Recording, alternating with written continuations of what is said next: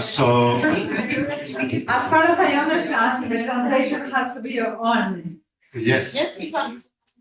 So from those of you that are following us on Zoom, then you can just click down. I think there is something like a globe. Yes. And then you just push on the globe and you can choose either English o español. Tomando el castellano significa que ahora ya la traducción simultánea está puesta en Zoom. Pueden escoger entre chilango, la opción del chileno, confirmado, y poder seguir la transmisión en Zoom. Bien. Thank you very much. There is a big burden on me because to be a man, so I will try to perform as good as I can, allocating the time to each one of you. We just have a short change in our program. I'm so sorry because it was something of force majeure. So we're going to start with Chairush, John Charan. I'm so sorry because it's having some problems with. Okay, that's all right. Thank you. Can Thailand go with the first agenda on the presentation? That would be appreciated. Thank you. Let me share the screen for the country presentation. Yes, you send us your presentation. Okay.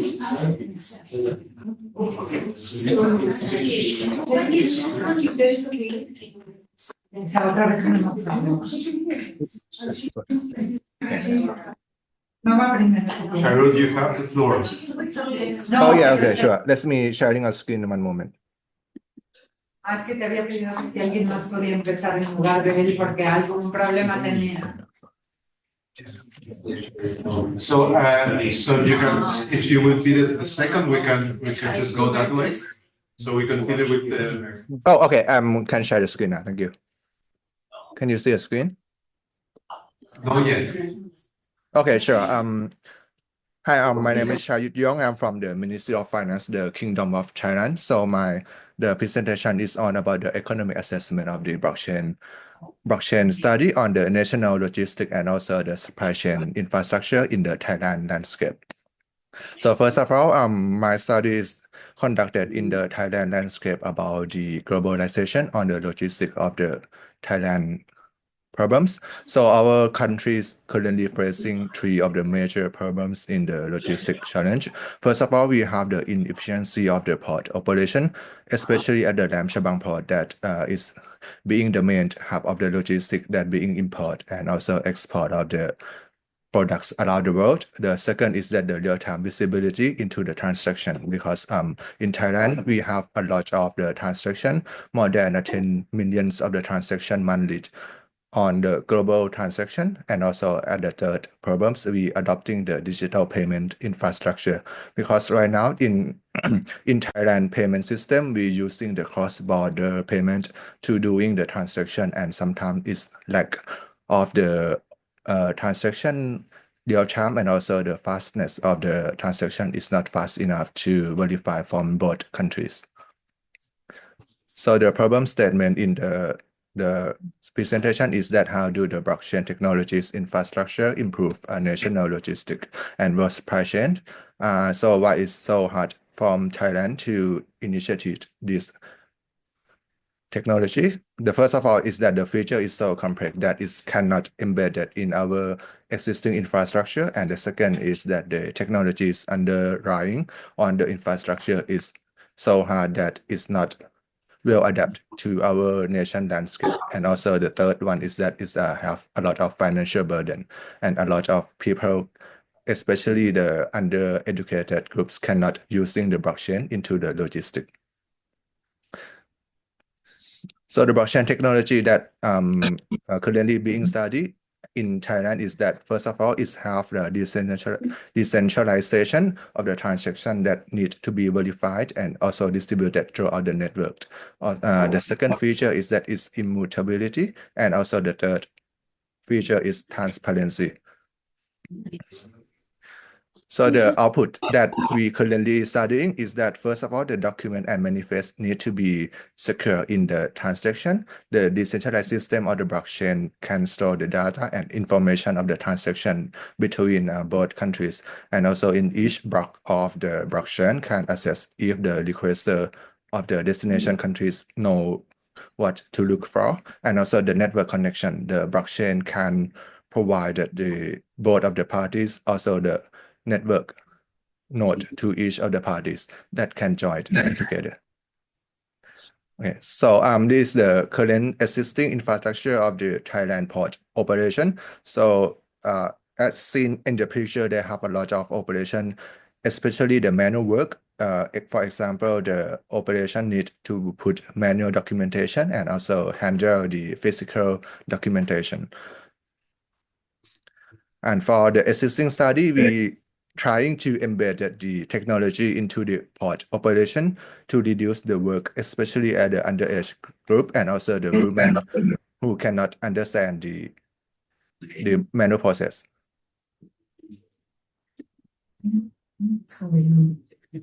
Oh, okay, just sharing video. Okay. So the blockchain in our existing infrastructure can loading the document and also historical manifest into the blockchain. It will help a lot of the underage group and also the women in particularly to handle the document and also the physical investigation of the document. Okay, so the three main discussion that still going on when we adopting the technology is that, first of all, is the training and collaboration between each of the stakeholder, especially the groups that did not know how to using the technologies. The second is that the cross-country cooperation, because the technology requires a lot of investment from both parties, especially the one who doing the transaction. So that's why each of the country is not well enough to adapt using the technology. And third of all, the budget and maintenance. It is the fixed cost of the maintenance that impair each country to adapting new technologies, especially when it's requiring lot of fixed cost of the operation. So to conclude of the study, this study conduct a lot of quantitative analysis, but I'm just cut it out for the ease of understanding, and it's derived at the conclusion that if our nation can adopt the blockchain technologies, it offers a lot of significant potential to transform the transparency, especially the groups that are uneducated, and also the women groups, and also the security in nation logistics, and also the challenge such as the investment cost, stakeholders, and the readiness of the technology need to be well regulated for each countries. So thank you. That's the presentation from Thailand, and thank you. Thank you. Thank you, Sharon. Okay, hi. Okay, thank you. I have some urgent meeting to continue on, and will be sticking around, but might not be able to respond. Thank you. Yeah, thank you very much for letting us and to participate despite all the problems. So now we come back to the program. We have sadly not with us, but we have her on Zoom. Jan Korinek from the OCDE with the topic of trade and gender review Latin America. Jane, the floor is yours. Thank you for being with us.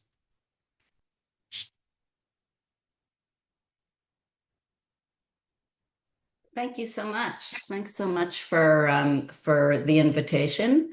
The paper that I'm actually going to present right now is one on gender differentiated trade data. The trade and gender review of Latin America will come later. Can everybody hear me and see my screen? Yes. Yes. Both. Fantastic.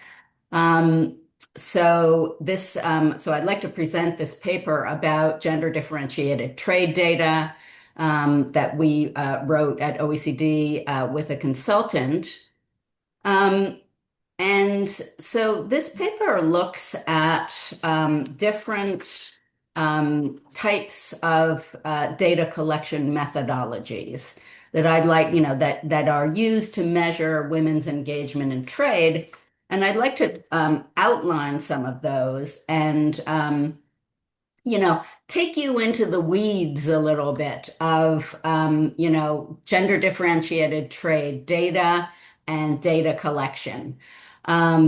This is a little bit different than the presentations that have preceded, especially those in the first session, but no less important. I heard both Marcella and Nicole Mensa, and as well as Ambassador Benedetti, mention how important gender differentiated or sex differentiated data is, in particular for better policymaking. So we know that women and men are engaged in trade and are affected by trade and trade policies differently for a number of reasons. And one of those is what we call occupational segregation, which means that women and men are more likely to be engaged in certain sectors, and those sectors are different. For example, women are more likely to be engaged in services. Men are more likely to be engaged in manufacturing or agriculture sectors. So in order to accurately identify and estimate distinct impacts of trade on men and women, it's necessary to collect trade-related data that are disaggregated by gender. And what we usually mean by that is combining trade data with employment data. So we understand where, if jobs are going to be affected by trade shocks, for example, who is occupying those jobs and will be most affected. As governments examine the impacts of trade, beyond aggregates, they look at regional impacts, demographic impacts, impacts on different sizes of firms. We need more disaggregated data. So this paper looks into, how different countries have done this. And so I'll be talking you through a few of those examples, as well as giving you an idea also of what is out there in terms of some of what countries are doing. This has come up a number of times in the WTO Informal Working Group on Trade and Gender. OECD is focused on this. It's a priority of some countries. We heard in the first session in Chile, for example. Comes up in UN organizations such as ECLAC and UNCTAD. We're all working toward the same goal of better and more gender differentiated trade data. So this paper really kind of talks countries through it. If you are in a country where you are looking to collect sex differentiated trade data or expand the data that you've collected, we've looked at what has been done in Brazil, Canada, Chile, Finland, Mexico, New Zealand, Sweden, and the United States. And we've also covered some specific OECD calculated data on trade and employment by characteristics that's available for something like 70 countries in the world, way outside of the OECD, membership, and also a survey of business leaders, including, the question of who is the gender, what is the gender of the business leader, that has been conducted by OECD, World Bank, and Facebook. So what we find is that there are a number of different categories of methodologies. So in some countries, in particular in Scandinavia, we find an absolute, full information across the entire population. You can track people from the beginning of their career through to the end, and you will get almost perfect information. This requires a high level of trust among populations and their governments. And I haven't seen this too much outside of Scandinavia. The second kind of category is countries that have combined administrative sources with customs data. And we looked at this, for example, two examples are Brazil and New Zealand. And in those two countries, they have administrative sources of data, which means full data on, that comes from firm level. I'm sorry, I'm getting a little, can you still hear me? You're right.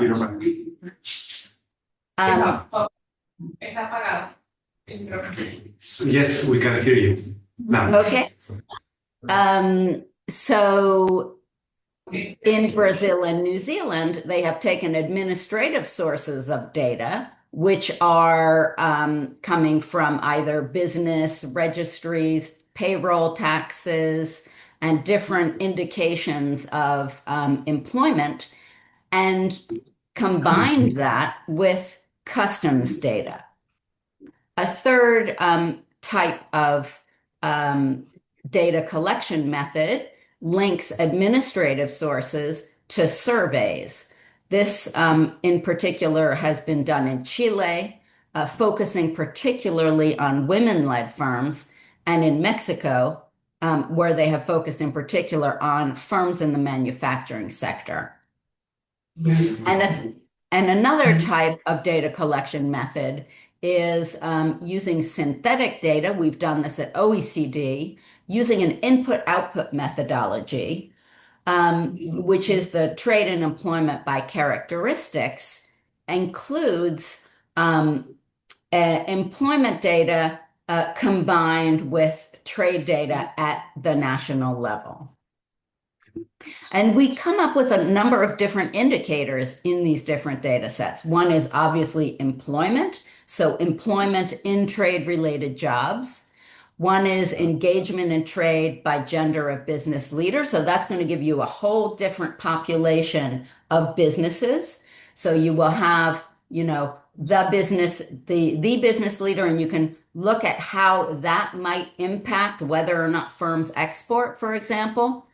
And another main category of indicator is wages. Wages by firm size, by sector of activity, taking into account a number of different aspects. So I'll just talk to a couple of those examples. One of those is combining administrative data with customs data. And this has been done both in Brazil and New Zealand. At the bottom of this slide are links to a very detailed publications and outlines of how they've actually done that, which is super helpful if folks are wanting to do that in their own country. And basically what they do is they collect individual level and firm level data on information like employment, on wages, and they combine that, using a link, which is generally a link that is that refers to the business or the firm, and they've linked their customs data to each firm's employees using, for example, monthly payroll tax filings. In Brazil, they also linked to a data set on corporate structure. And, these kind of data sets enable an analysis of women's engagement in trade as employees and as business leaders. And these data sets can then be used to understand how changes in trade policies can impact women in New Zealand and in Brazil, respectively. And I think the last example I'm giving here in terms of different types of sex differentiated data is our own OECD employment in trade related jobs that is now updated through, I believe it's 2020, and we're going for 2022 in another couple of months. This is a structural data set that looks at using input-output methodology. It looks at two things. One is the engagement of men and women directly in trade-related jobs. So that means their employment in jobs that produce goods and services that are exported. And we also look at jobs that they are engaged in, that are engaged in exports indirectly. And that means employment in producing goods and services that are inputs into exports. Because those jobs, of course, will be impacted as well by trade shocks. It's not only the product that is traded, it's also the direct inputs into those products. And we find, you have here on the slide some of the information that we find in every country. Women are less engaged in trade-related jobs, both in direct and indirect exports. Why is this important? Well, trade-related jobs are generally in higher productivity firms. They're generally better paid, and they are certainly more likely to be in the formal sector. But I will get into that in my next talk in about an hour and a half, which is on the Trade and Gender Review of New Zealand, which uses this employment data as well as a number of other data sources. And of course, there are other data sources. In the context of Brazil's G20 year, they commissioned a survey undertaken by BCG that looked into the challenges that women business leaders in G20 countries face. And there's a link there to the report. I can make these slides available at the end. Gives a really good overview of the challenges that business leaders face, that women business leaders face in G20 countries. And, as a wrap up to my presentation, what I wanted to say is, there's much more data now than ever before. Some of these data sources are fairly new. Brazil put together its data source and its analysis in 2023, New Zealand in 2021, and the OECD data set only exists since 2022, and we're just updating it now again. And many data sources that have existed for some time have been expanded or refined, like Chile's Radiografía of Women Exporters. They're on their 6th or 7th update of that. And every time it has been expanded and the methodology has been refined. So just to say that there are resources out there and there are examples that countries can use who want to calculate, link existing data sets, and in order to be able to calculate the impacts of trade on women. And in this paper that I'm presenting and that I'm happy to include in the conference proceedings, our analysis suggests ways in which countries can refine their data collection and data linking methodologies. And of course, better, more granular, higher quality data is important not only as an end in itself, but as an input into better and more granular policy making. Thanks so much. Thank you, Jane. So now we pass the floor to Joburg Mahuim.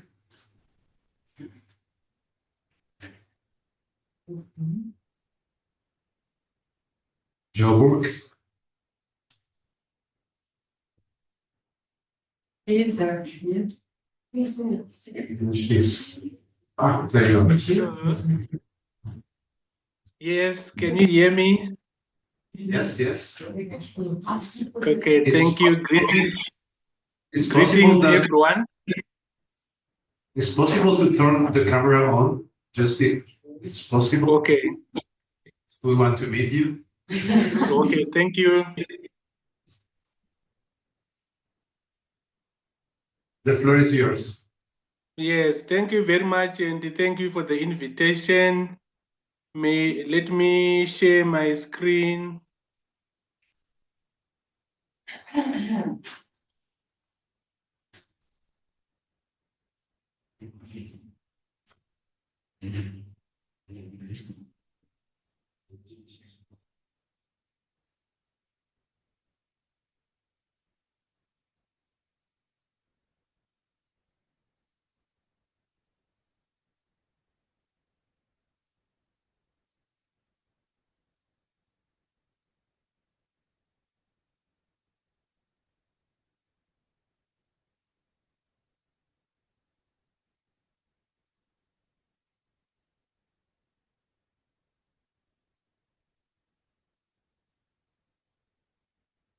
Víctor, creo que algo sucedió.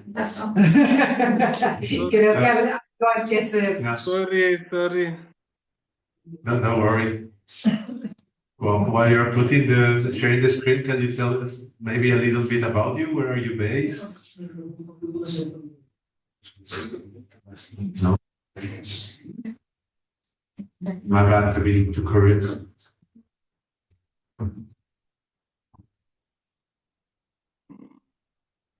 Or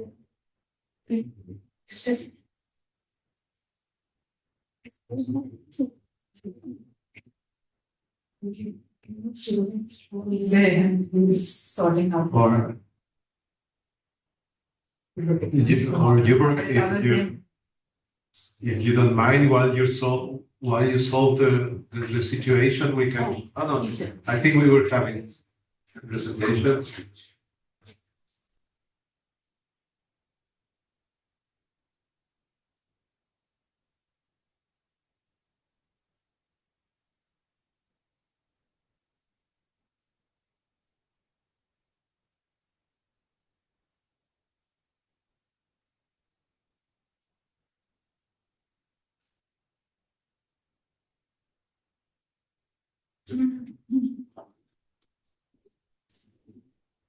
I think it's not working.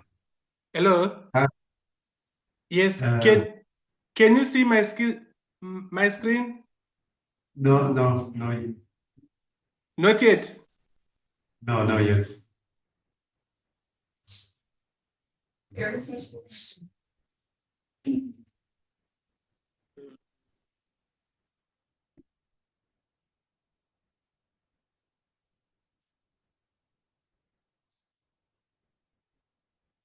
Or if you mind, Joburg, if we just pass to the next presenter while you solve the difficulties, and we come back with you in 10 minutes.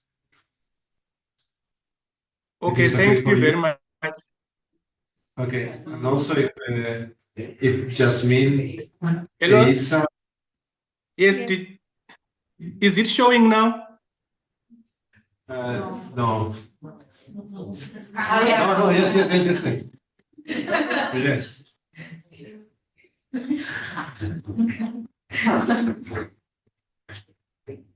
So the floor is yours. You can start. We see your presentation. You can see my presentation. Yes. Okay, so can I go start. ahead? Yes, please. Thank you very much. So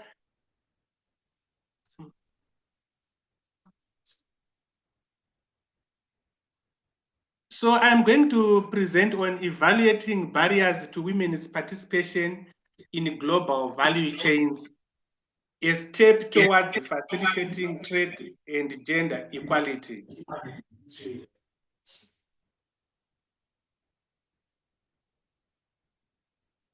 So this study evaluates the intricate barriers hindering women's participation in global value chains, aiming to understand how dismantling these obstacles can simultaneously facilitate the robust trade and advance gender equality. Therefore, the main research question here is, what are the primary barriers preventing women's effective and equitable participation in global value chains, and how can their removal foster both trade expansion and gender equality? So key issues include barriers, which are obstacles, and women's participation. Here I want to refer basically to their engagement from production to leadership within the global value chains. Then global value chains, I want to mean or to refer to the cross-border fragmentation of production processes, and then trade, the international exchange of goods and services, and then gender equality,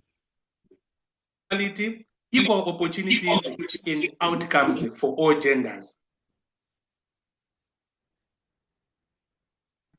Are significant economic actors, yet they often face disproportionate challenges in formal global value chains. Women constitute only 39% of formal employment in global value chains and are often concentrated in lower value, labor-intensive. In Africa, women represent over 70% of informal cross-border traders, but encounter systemic barriers such as limited access to finance, market information, and technology. This is according to UNCTAD 2020. And then in Zimbabwe, where I come from, women dominate agricultural production and informal commerce, but struggle to integrate into formal export-oriented global value chains due to policy, structural, and socio-cultural constraints. That is according to Makochekana 2024. Objectives: to identify socio-cultural, economic, and institutional barriers faced by women, entrepreneurs, and workers in selected agricultural and manufacturing global value chains, and then to analyze the impact of these identified barriers on women's ability to access, compete, and upgrade within the global value chains, and then to evaluate evidence-based policy and programmatic interventions to mitigate these barriers, enhancing women's trade benefits and promoting gender equality. So the methodology adopted, the study adopted a mixed methods approach informed by institutional economics and feminist development theory. Then 300 surveys targeting women, entrepreneurs, workers, and GVC stakeholders, complemented by 30 qualitative in-depth interviews and 6 focus. The population included women engaged in global value chains and then global value chain operators and relevant government and non-governmental organizations. The findings. So far, this study is not yet complete, but the preliminary findings suggest that limited access to finance, inadequate market information, insufficient business and technical skills training, and then gender-based discrimination in value chain governance, and restrictive cultural norms are significant barriers. Especially this one on cultural norms. Here in Zimbabwe, married women, normally they cannot get into any form of trade without the consent of the husband. So in such a case, it means women, they are sort of disadvantaged, as they cannot willingly and freely actually get into trading activities.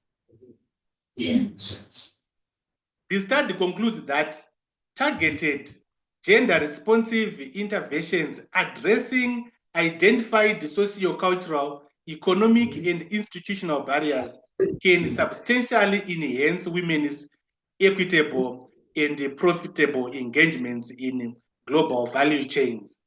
Then recommendations, the study recommends advocating for gender-responsive financing mechanisms and credit facilities, tailored capacity building programs focusing on business acumen and digital literacy, policy reforms to increase women's access to productive assets and market information. For example, the issue of gender-responsive financing. Here in Zimbabwe, they established a bank where women can actually borrow some finance to finance their business activities or trading activities. But normally that bank is found in town. And yet in Zimbabwe, about 68% of the people of the population lives in the rural areas, which also translates to the fact that more women are in the rural areas, and there are no bans to support the trading of women. And then, like what the previous speaker has actually highlighted, to say the issue of policy, let there be better data and for better policy making, like what Jenny has actually alluded to. Then, thank you very much. Matendwa chose siyabonga twalumba. Thank you very much. Also for coping with the time. And now we move on. We have passed Thailand, Zimbabwe, and now we have Beshoy Assis and Jasmine Eisa that will present. I see you, Jasmine. So the floor is yours. Thank you very much for the introduction. I'll share the screen right away. So my name is Yasmina Isa, and I'm talking from Egypt, from North Africa, from the American University in Cairo, and I'm very happy to be with you, even if virtually, in order to present a topic that is very close to my heart. And the study is still in progress. We are still working on it, but what we are trying to see is whether the global value chains participation have an effect on the different types of the female employment or not. And we want to make use of the number of the provisions that have to do with the gender in the trade agreements to see to what extent are the enforceability and the number of the trade agreements affect the relationship between GVCs and female employment. So just to start with the context or the motivation, why am I interested in this topic? We are living in an era starting in the 90s where we had trade liberalization, and the global value chains have been increasing over time because of the unbundling and the decrease in the communication costs. However, especially in North Africa, the region where I'm staying, the persistent gender gap is always there. And we want to see whether this trade interlinkages that have to do with either downstream activities or upstream activities in global value chains can help in this huge gender gap that looks very persistent over time or not. When we're speaking about the region of North Africa, we know that it is having the advantage of the geographical location at the crossroads of Africa, Europe, and the Middle East. And of course, the main trading partner is Europe. And the share of the region in the global trade is 3.7%. The region has a huge population, and especially the youth population, both men and women. And many of the economies are now doing the diversification process, moving from the oil dependence to the diversifying manufacturing. And again, all of these dynamics can affect the gender gap. Again, the papers is focusing on the effect of the trade interlinkages that is measured by the global value chains participation on the female employment. Again, as Jane mentioned, that we have still the data is not very friendly to the models. However, what we are using so far is the World Bank Enterprise Surveys, where we can get variables on the share of the female employment, both in white collar and in blue collar. And also we can measure the GVC participation. And from here, we are starting to have the baseline model. Again, we're speaking about two different effects for the countries that are still having the oil dependence. This, of course, would come with weak institutions, the volatility of the growth rate, and it also comes with low female labor force participation because the extraction activities are not female friendly. And also Jane has mentioned that the effect on the gender equality when it comes to trade have to do with the comparative advantage of the country and the sectoral dimension and whether it is female friendly or not female friendly. But then you have economies like Morocco, like Egypt, that are moving to the diversification, moving to the manufacturing of different sectors, and the industrial policy is all shaped for increasing the value added of the manufacturing sector. Again, we are focusing on the fifth goal of the Sustainable Development Goals, and we want to see whether the GVC participation is having an effect on this huge gender gap when it comes to the North African region or not.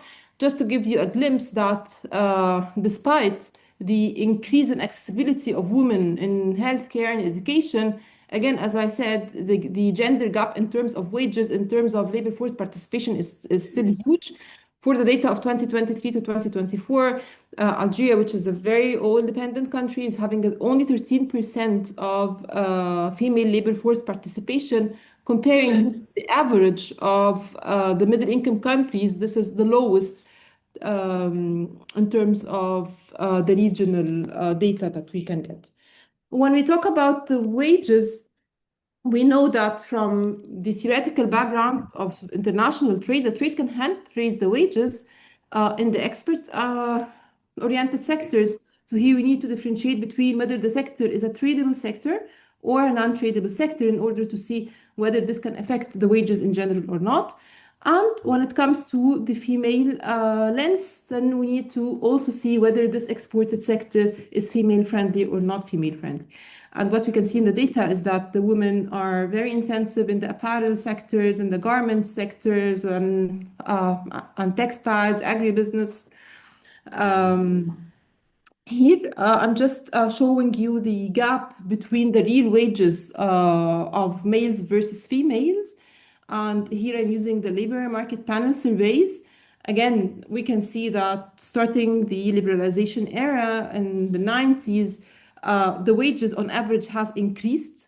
And for some times we can see a decrease in the wage gap between males and females. However, as you can see in 2018, the gap is widening afterwards. And therefore, the effect of trade is not really clear. And here we are using the World Bank, here we are seeing the share of the employment of both male and female at the country level. Again, we are focusing on the North African region. And what we can see from here is that if the labor force participation or if the employment is increasing, this is probably happening for the males versus not the females. Maybe we have an exception in Morocco, but the gap is very clear when we are using the employment measures. Here, this is the one that is using the World Bank Enterprise Surveys, and this surveys give us the opportunity to compare the employment of women across the different sectors. And this is not surprising that the garment sector is having the highest share of women employment. And this is consistent whether we are talking about the blue-collar women workers or the white-collar women workers. The question now is whether trade is helping in the gender gap or not. And the results or the stylized facts are showing us mixed effects or mixed signals, because we can see here that although there is a higher share of women employment in the exporting firms in Morocco and Tunisia, this is not clear in a country like Egypt, for example. And here we are now focusing on the global value chains, again, using the World Bank Enterprise Surveys. What we can see from this graph is that the firms that are participants in GVCs have higher shares of white-collar women workers. And this share is even higher if there is a gender provision in the trade agreement. So here the yes or no have to do with whether the country is signing trade agreements with gender provisions or not. And we can see that the effect or the association is positive for the white-collar women workers, but not for the blue-collar women workers. According to the firm size, again, we see that even for the small and medium enterprises that are participating in global value chains, the white-collar share of women workers is highest. And we are also having a higher share for the large firm. However, this the highest share for the white-collar women workers is for the small and medium enterprise that is participating in global value chains. It's not surprising that the gender provisions are increasing over time with the increasing number of the trade agreements in general. And because of the sake of the time, and I know that I only have 10 minutes, I'm just finding, I want to show you the preliminary findings of the model. And here I was seeing the effect of the GBC participation using the World Bank Enterprise Survey. And the GBC participation here is measured by the simultaneous exporting and importing of the firm. So if the firm is simultaneously importing and exporting, then it's considered a GVC participant. And if it's not simultaneously importing and exporting, then it's a non-GVC participant. And the dependent variable here, we are alternating between the white-collar woman employment and the blue-collar woman employment. And we have the classic control variables of the firm size, the informality of the firm, the sector, and the year fixed effects, of course. And what we can see is that the GVC participation has a positive effect only on the blue-collar workers, but not the white-collar.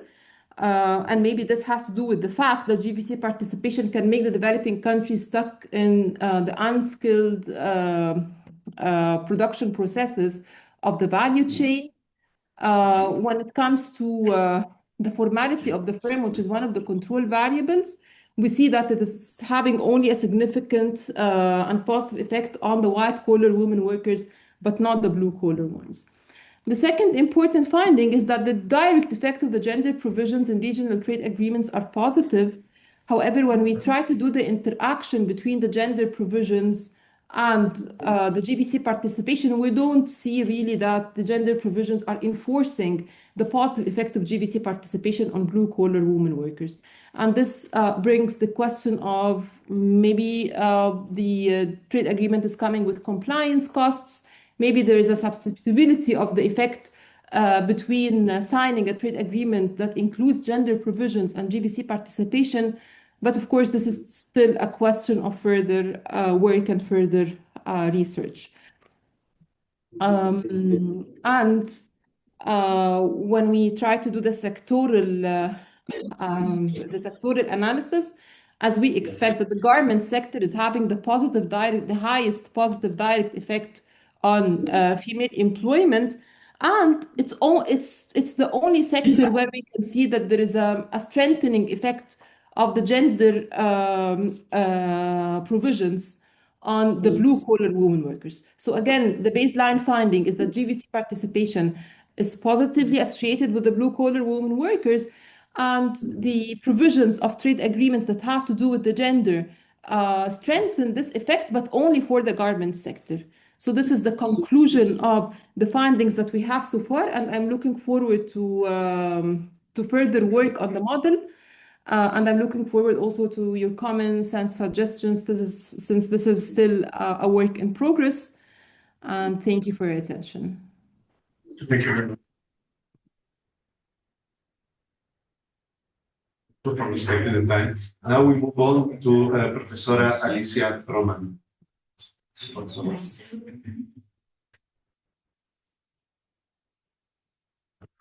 Well, thank you very much, and really to the Institute.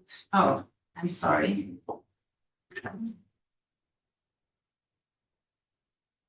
My gratitude to the Institute of International Studies and the WTO Chairs Program for this invitation. I'll present rather technical and specific issues about studies on women-led export firms in Latin America and the Caribbean. And specifically, I will show you some data, methodologies, challenges, and results. And Jane Korinek has made it easier for me because she already presented the overall picture of the surveys made in different parts of the world.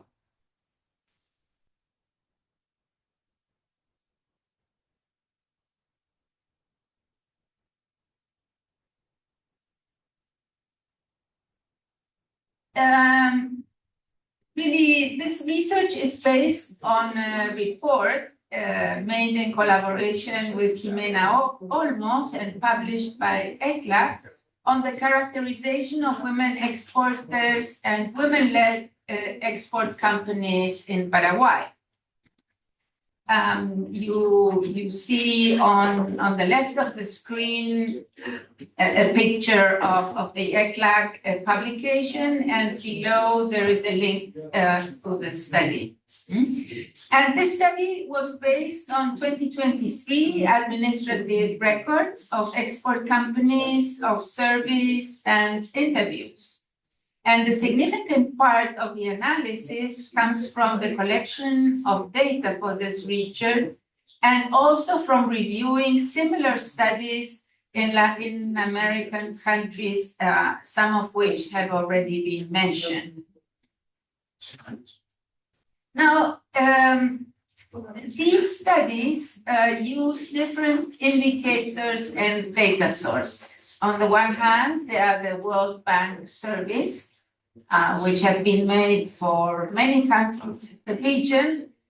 They've not been updated consistently, but they are a very, very important tool. And then there are these national administrative records on foreign trade, ownership, corporate structure, legal representation, and senior management of the countries. Now, these studies are not fully comparable, since with the exception of those based on World Bank data, they use different sources of information. Now, there are the OECD publications like the one Jane mentioned, which compare data and methodologies used in many different countries. In this diagram, I want to show you this cross-referencing process of data in administrative records, which can help to identify information about the women-led firms. Well, the basis of these studies are the tax identification numbers of the firms. And here, the starting point are, of course, the records of export firms according to the customs data. There we have information on the natural persons and the legal persons, that is the legal firms. Now, this information can be cross-referenced with records which help to identify the name and leadership position in the firm. And these other records are, on the one hand, the tax data, and there we can identify shareholders and legal representatives. And also, when we studied that in Paraguay, there is a single window of international trade data, which holds records that can be sex disaggregated about the firm's representatives, the name, and also the positions. Now, the sex identification is basically made through the female and male name. And as Jane mentioned, there is a very limited availability of data on services. In the Paraguay study, we used, on the one hand, quantitative data, that is the list of companies which exported Paraguayan products in 2023, and the identification of women-led companies according to the single window for international trade. We also use some data on employment at the Ministry of Labor. And also customs data to identify the exported products and destination markets. But also, we realized that this needed to be complemented with qualitative data. we think it's not an either or choice.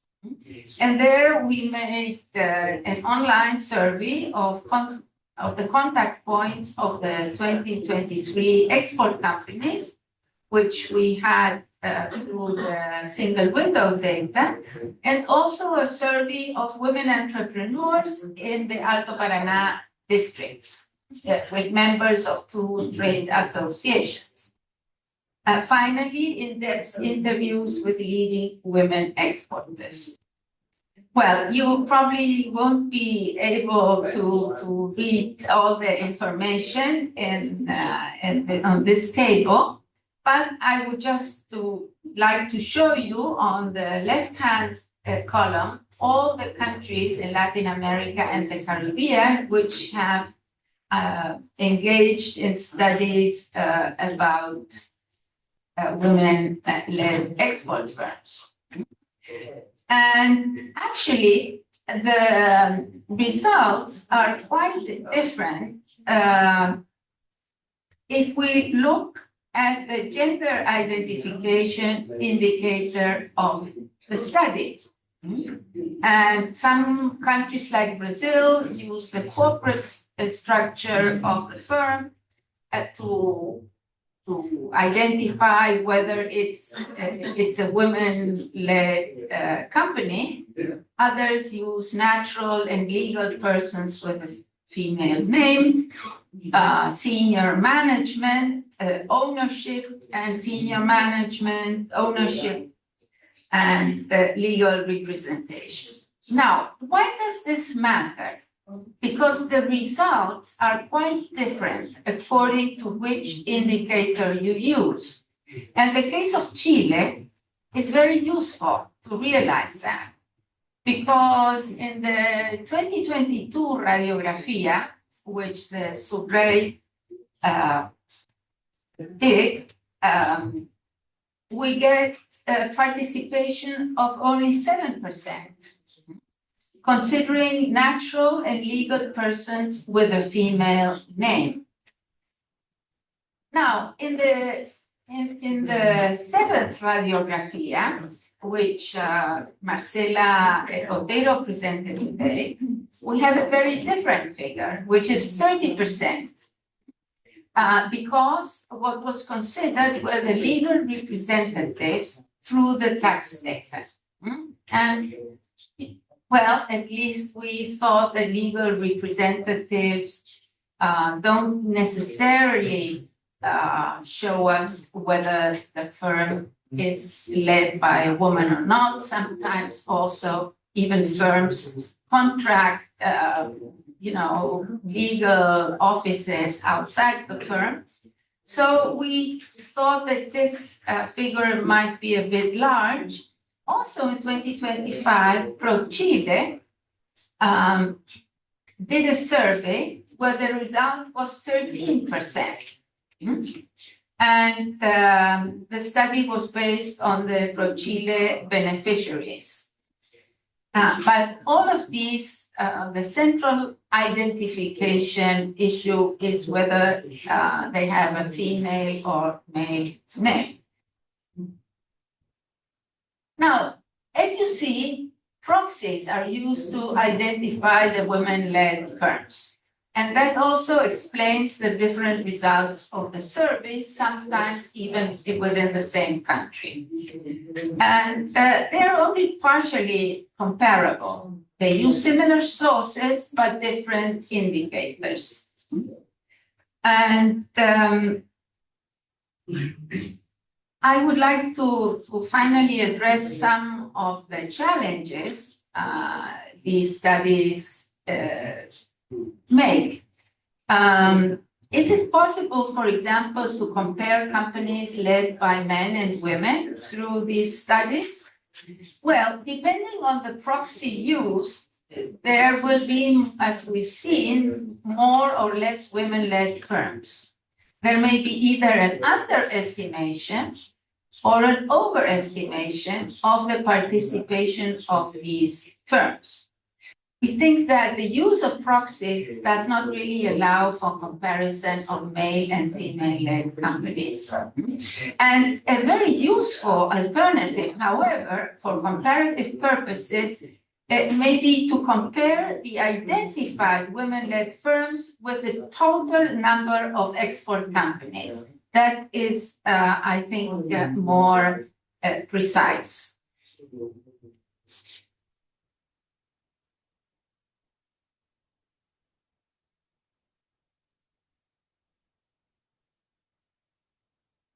Okay. Also, is one study 1 year enough? We think that cross-referencing data from a single year provides a snapshot, but not a complete picture of the export universe, because given the high turnover of SMEs that export 1 year and not the next, focusing on a single year does not allow us to observe whether the companies are continuous or intermittent or new exporters. Now, knowing the data on how many women-led companies export, their size, geographical location, amounts and products exported, their main markets, and export continuity is a starting point. But to fully characterize these companies and the business women who lead them, we really think that qualitative tools are also required. And also data about informal trade, which is so important in Africa, for example, but also in Central America and elsewhere, is mostly omitted in administrative records. And the complete characterization requires knowing the obstacles these women face, the financial access barriers, and gender discrimination. Also, and very few studies do this, it is relevant to consider aspects such as the family environment, the head of household, care responsibilities, unpaid work, and to understand how these dimensions, which mark the lives of all women, have influenced their professional and business career. Thank you very much.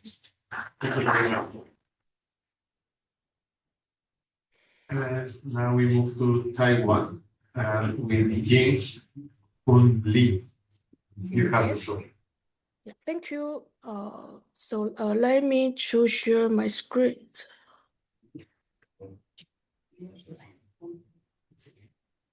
Hi everyone. Could you see my slides? Yes. Yes. Okay. Brilliant. Okay. First, I would like to thank the organizer to invite me to share my research, and I also want to thank the Victor for hosting this panel. I think that my research also will to focus on the trade agreement. Right now, today's my paper. We want to share my preliminary observation and some ideas like how to improve the gender-related provisions in trade agreements, and some parts and some ideas probably will to link into the global supply chain management. So my presentation today will include 3 parts. The first part that I will to introduce the landscape of the trade agreements, how they to address the non-trade issues, including the gender issues. And in this landscape, I will see the labor and the environmental provision. Actually, they will show very similar pattern to developing the trade norms to protect the labor rights and the environmental protection. So the similar patterns I think probably in the future it will to influence the gender issues and to shaping the new trade norms to address the gender equality. So in the second part, I will to use the 2 ideology to explain why I will argue probably in the future the gender-related provision they will to adapt a similar pattern like the labor and the environmental issues in the future. And the two ideology will include the regulatory diffusion and the path dependency. So in the final part, I will propose the two possibility for the gender provisions in trade agreements. The first will to introduce or I will say to learn from the government's approaches to launch by International Labor Organization that will be called smart mix government's approach. And the second I will think the experiences of the USMCA, the free trade agreements signed between the United States, Mexico, and Canada. They introduce the rapid response mechanism to pursue the individuals, the first, their responsibility to protecting labor rights. For this labor issue, probably will be the new channel to address the gender discrimination in the supply chain. So in the first part, the landscape of the trade agreement right now, how they to address the non-trade issues. I will want to highlight two points. The first, the scope of the non-trade concern actually is bigger. It's broader than before. We can see that not only the gender equality, but also the climate change and the small and medium-sized enterprises, and also the corporate social responsibility, even the indigenous people's rights. Those issues actually are not to be addressed before the decade. So we can see the first situation right now happened in trade agreements is the burden, the scope of the non-trade issue be addressed by the trade agreements. And the second, the point will be the way to how to develop the trade norms and to pursue those the non-trade policy. The first, they will to use individual trade provision to try to pursue or to try to promote non-trade policies. But we also can to see some new developments, including to use the sector-specific trade agreements to address the issue. For example, the Singapore and Australia, they have to sign the Green Economic Agreement. They to want to combine the market access commitment and the environmental goods and the service to address the climate change issue. And then we also can just see the intergovernmental arrangement. And it's quite interesting forms of the trade agreement because its legal nature actually is quite ambiguous because they have no specific trade agreement to include the market access commitment, but they use the arrangement, this terminology to describe this official instrument.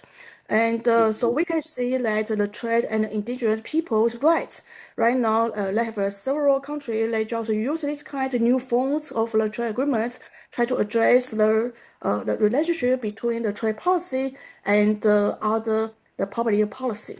So under the two new regulatory models in trade in international trade law, we can just look into the details of the trade norms, how they arrangements for the public policy. The first, we can just see they will to embed some obligations to as a part of the trade rules. So the USMCA, they just to have the labor chapter, they to arrangement the obligation for those participant countries that how they must to comply with their obligation to protect the labor rights. And also they will to introduce international laws that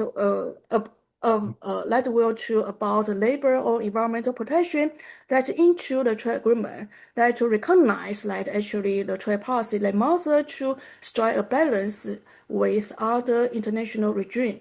So that also will be a new arrangement we can see how to raise the awareness of the non-trade issues in trade policy and in trade agreements.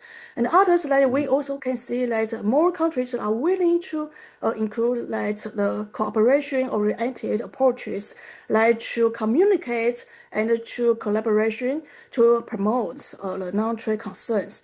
And also they will to include like those non-trade concerns in the preamble of the trade agreement to say like those countries join this trade agreement, actually they also want to pursue like the sustainability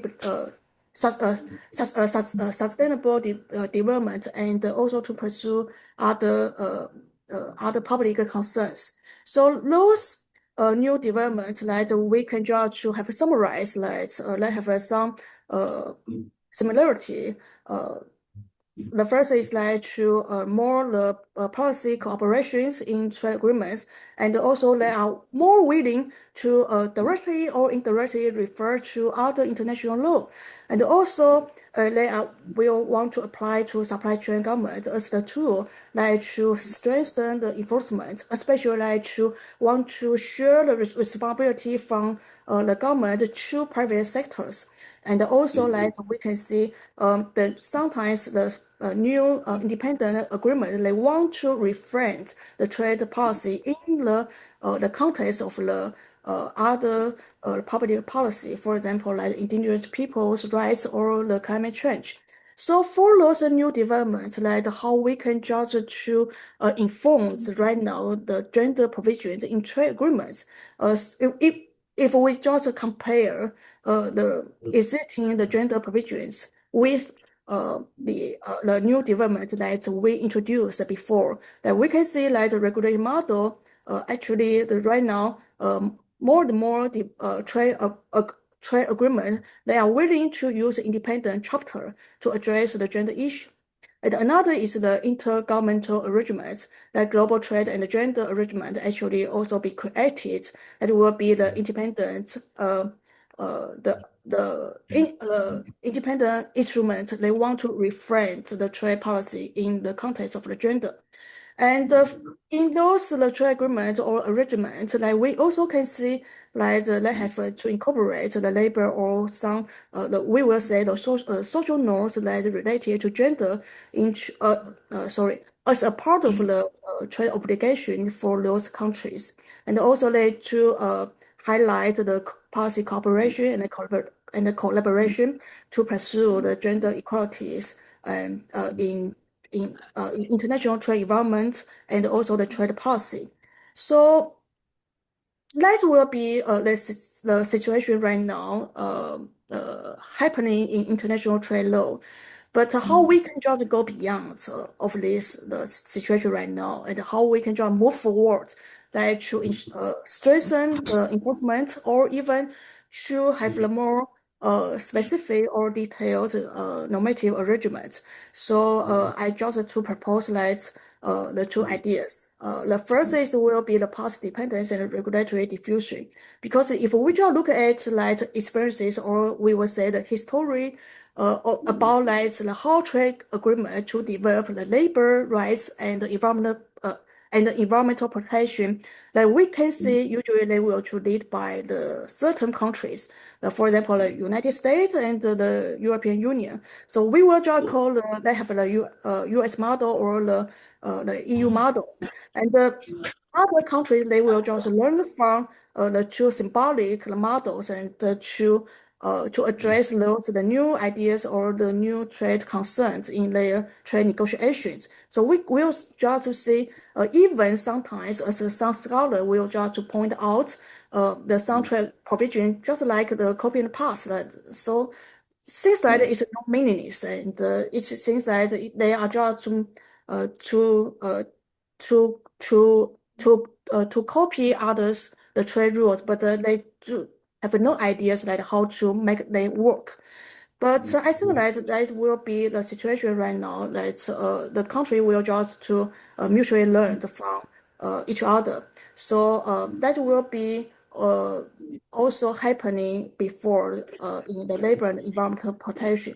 So probably that we can just to change these ideas, like say The more similar provisions probably how we can just to make them functionable and even more the workable way. And so I just choose use the second idea that probably we can to learn from international the labor organization.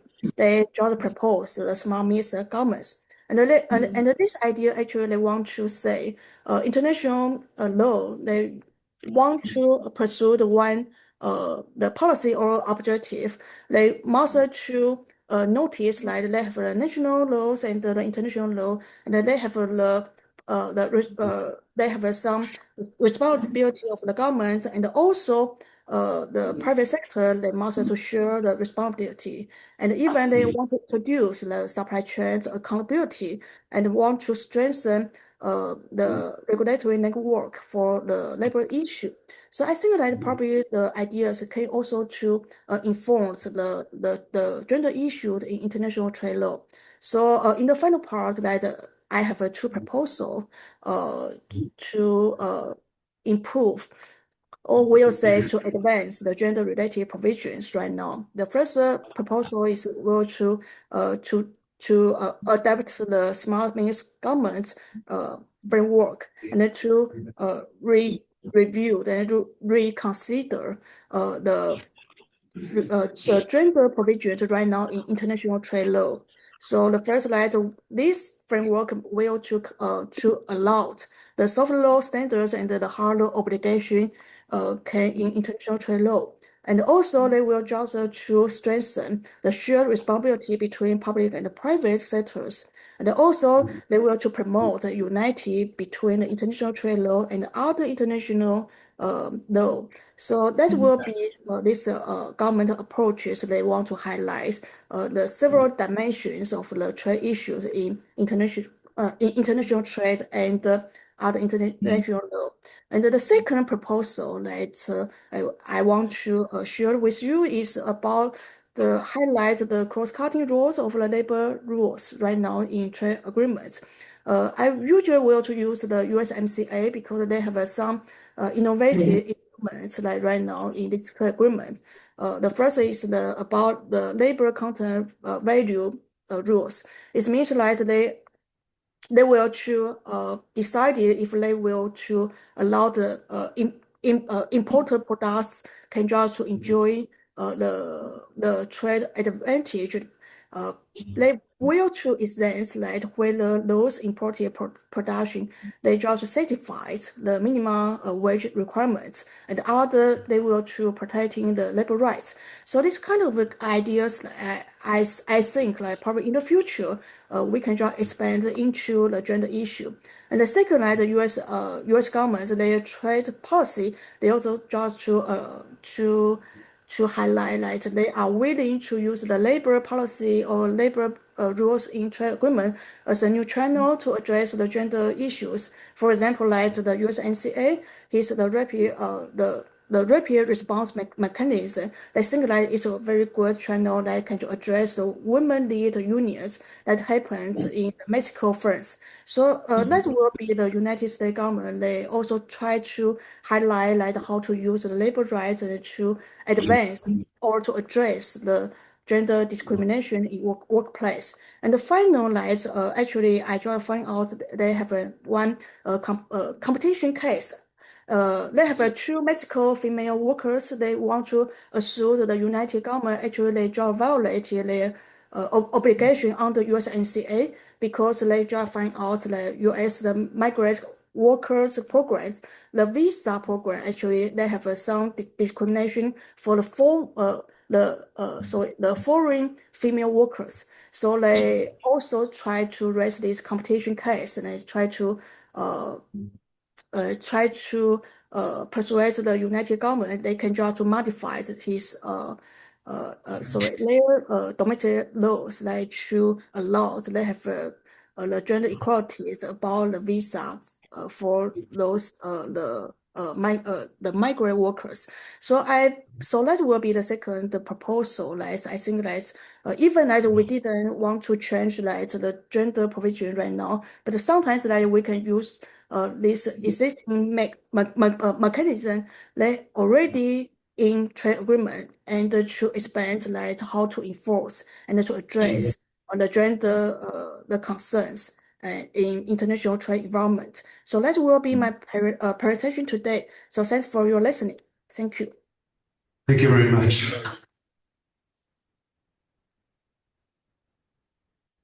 Finalmente, pero no menos importante, Karen Guadalupe Castillo Acosta. Hola, muy buenas tardes a todos. Pues bueno, agradecerle mucho a la Universidad de Chile, al Instituto, a la profesora Dorotea López. La verdad, para mí es un honor estar aquí, pues la mayoría de las mujeres que están aquí sentadas, las he leído, las he citado, y esta investigación parte para la obtención de mi grado de maestría en la Facultad de Derecho de la UNAM. Y es la visión de la perspectiva de género en los tratados de libre comercio, un estudio en México. Y quisiera hacer un preámbulo de por qué esto, porque por primera vez me siento como en confianza de hablar de estos temas, porque cuando yo entro al posgrado, a mí me nace estas ganas de realizar esta investigación, toda vez que mi mamá es comerciante. Entonces yo a lo largo de mi vida tuve la oportunidad de acompañarla, de ver cómo se ejercía el comercio, al menos en la comercialización de carne, tanto porcina como de res, ¿no? A niveles como no tan altos, pero en carnicerías que nosotros tenemos en la Ciudad de México, ¿no? Entonces, a partir de esta vivencia y esta observación, me doy cuenta que el comercio no era tan neutro, o que quizá probablemente había como una capacidad o un aprendizaje o una aproximación que las mujeres daban más allá, porque también veía muchísimas cosas, no solo frente a mi mamá, sino a mis tías, que también tienen carnicerías y taquerías. Entonces, todo este ejercicio a mí me llamaba mucho la atención, más allá de las violencias, que ese es un punto fundamental en toda esta línea, estos ejercicios dentro del comercio, al menos a ese nivel. Y en ese sentido, cuando aplico el posgrado, pues me doy cuenta que enfrentaba grandes limitaciones, ¿no? Y que no estaba tan mal, porque la primera vez que me acerqué con alguien, le comenté esto y me dice, es que tú estás mal, el comercio es neutral, no hay nada que sostenga tu hipótesis. Entonces yo empecé a escarbar y a escarbar hasta que di con varias que están aquí y con alma espina. Y así mismo tuve la necesidad de integrarme a revisar la historia de los activismos de las mujeres dentro del Telecán. En ese sentido fue que caigo con esta asesora, ella muy refunfuñante no se hizo cargo. Afortunadamente la vida me dijo, me bajo, ella sola, y entro con otra profesora. Ella sí se hizo cargo de esta investigación y tuvimos que hacer unas modificaciones porque mi premisa en esta tesis se encuentra contemplada la perspectiva de género en el TMEC en el sector agroindustrial. ¿Y con qué medida la redacción garantiza la igualdad, equidad, justicia social y económica? Entonces, a partir de este panóptico que yo realizo, empiezo a redactar.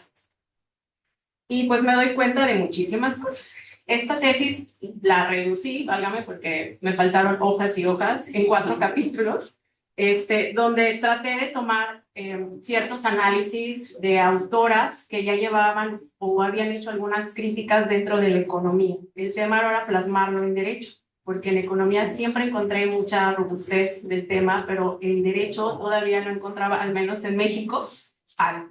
Entonces era yo contra el mundo, y el mundo era todo mío. En ese sentido tuve que reducir a Silvia Federici, Verena Stolken y Mariana Eugenia Carranza esta como discusión conmigo misma y con el tema. Y entonces también Natalie Davis decía algo muy interesante sobre siempre han estudiado a las mujeres como el sexo oprimido. Entonces, si dejamos de ver a las mujeres como el sexo oprimido y los empezamos a ver como un aporte económico, comercial y para todas las ganancias que ya hemos escuchado, beneficios que se han dicho aquí en las mesas anteriores, ¿qué pasaría? Y Silvia Federici establece sobre la subordinación femenina que permite al capital apropiarse sin remuneraciones ni reconocimiento de las mujeres. Entonces, a partir de esta vertiente tuve un shock tanto intelectual como emocional porque no estaba tan mal. Entonces solo era tener que guiar esta investigación y encontrar a las personas correctas. Entonces, este debate surgió en la facultad o en el posgrado y muchos profesores me preguntaban que cuál era el fin, que eso no era posible.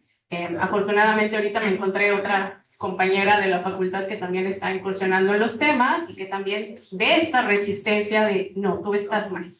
Afortunadamente siempre estuve como en contra de esa línea y fue que encontré a todas ustedes para lograr solventar esta resistencia. Y en ese sentido articular el comercio internacional con el género.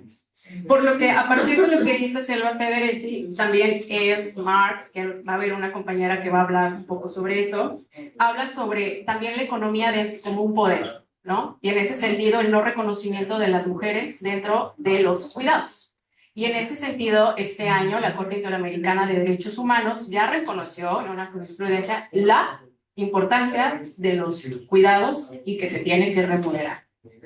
Entonces eso a nivel regional es mucho, ya, porque ya llega otra vez la discusión de hacia dónde van las mujeres y cuál es su participación y no solo verlas como, ah, ahí están y solo sirven para cuidar, ¿no? Y en ese sentido, como ya lo comentaron en anteriores, las mujeres dejan de estar dentro del comercio justo porque se dedican a estos cuidados. Y la mayoría de las veces, cosa que dicen muchas autoras, es que la importancia de las mujeres dentro del comercio, ya sea directa o indirectamente, a través del consumismo, de la exportación, de la producción y de los cuidados, porque muchas veces sin esto no pudiese hacer. Entonces, cuando me voy para delimitar la investigación al sector agroindustrial, me doy cuenta que las mujeres están casi al 49 punto y tantos % dentro de esta participación. Y más allá de que sea algo emocional este sector por lo que lo escogí, en la tesina para una especialidad había visto que, bueno, era sobre remesas en mi estado, Tamaulipas, al norte de México. Había observado que los hombres migraban, ¿no? Y quien se quedaba dentro de todos esos terrenos, dentro de la producción que se llevaba en Tamaulipas, eran las mujeres. ¿Y cuál era el tema? Que ellas no tenían acceso ni a créditos, ni a financiamientos, ni nada. ¿Por qué? Porque no eran dueñas del terreno. Entonces, a partir de esto, queda esta limitante, tanto ahí en ese estado como en todo México, porque existe este sesgo, esta resistencia de quererlas apoyar. Asimismo, también la persona que me antecedió, sí, es verdad, dentro de esto del TME, cuando se va a renegociación, y bueno, esta historia de que Canadá quería un capítulo, Estados Unidos se abstuvo, México pues también apoyó a Canadá, pero bueno, esos temas ya están más politizados que nada. Es cierto, el 21 de marzo es cuando el comité, el Centro de Derechos Migrantes presenta esta acusación bajo el amparo del TEMEC y avientan un memorándum de entendimiento, ¿no? Como ya lo comentaron. Entonces, a partir de eso surge como, ahora que viene la renegociación, ¿qué sigue y cómo subsanar eso, ¿no? Porque algo que yo planteaba ya para asentar a las conclusiones era el Estado de Derecho. Y el Estado de Derecho también con qué cinismo en mi país a partir de muchas reformas que han existido, que eso es lamentable, pero la historia nos dará la razón. Pero más allá de eso, hay entidades, hay leyes, ya hay programas y presupuesto, lamentablemente cada año es más reducido, pero existen. Entonces, la pregunta sería, ¿quién puede, con poder, poner esto sobre la mesa frente al TEMEC? Y ahí está la discrepancia, porque si nos ponemos muy meticulosos, probablemente escarbamos y nos vamos a encontrar que los más interesados, obviamente, son los pueblos originarios, son las mujeres que tienen pymes, porque en México las pymes están más principalmente lideradas por mujeres. Y en ese sentido, las mujeres, pues a pesar que la Secretaría de Economía se ha intentado hacer programas sobre educación en esto, a mí me sorprendió mucho que en su momento en Mujer Exporta, al inicio, en su primer evento, había mujeres que traían pymes, productos muy interesantes, y había en el chat la pregunta de qué es exportación e importación. Entonces, a partir de eso, estamos en un piso desnivelado. O sea, está padrísimas estas políticas públicas que han querido hacer, pero nos falta esa educación dentro de nuestro país y el interés de voltearnos a ver al menos a las mujeres y a las mujeres originarias. Y en ese sentido, después de varios debates, de concluir esta investigación, de darme cuenta que no estaba tan mal ni tan loca como me llamaron alguna vez, porque eso sí lo tengo muy grabado, y no me lo tomé a mal, sino todo lo contrario, pues me doy cuenta que existen capítulos, como también ya lo comentaba la persona anterior, que pueden tal vez no subsanar, pero sí poner un curita, o al menos dar como pauta para iniciar y ponerlo sobre la mesa ahora que viene la renegociación de medios. Porque, digo, independientemente, pues aventé mi comentario para ver si a alguien le importaba, ¿no? Porque pues ya no se sabe. Y yo traté como de hacer una conjetura, un caminito, una brechita para iniciarlo sobre el capítulo 28 de Buenas Prácticas, donde se regulatoria, bilateral, trilateral para un desarrollo compatible dentro de las mujeres en América del Norte. En el capítulo 30, disposiciones administrativas e institucionales que en cada país existen. El tema es de que muchas veces, pues bueno, a veces solo estamos para las fotos, donde en el artículo 30.2 se crean comisiones, se puede crear una comisión que le esté dando seguimiento a este tema de género y de comercio, ya sea nada más bilateral o trilateral o lo que sea. El chiste es de que alguien le ponga atención, le dé seguimiento y al mismo tiempo a partir de este seguimiento se recaben verdaderos datos, porque como ya nos dimos cuenta en México, pues estamos muy lentos, ¿no? Por no decir otra cosa. Asimismo, también eso podría implementar un outsourcing, que podría ser una estrategia industrial que podría ayudar a las mujeres, principalmente en nuestro país. Y en el capítulo 23, el laboral, hacer una agenda digna.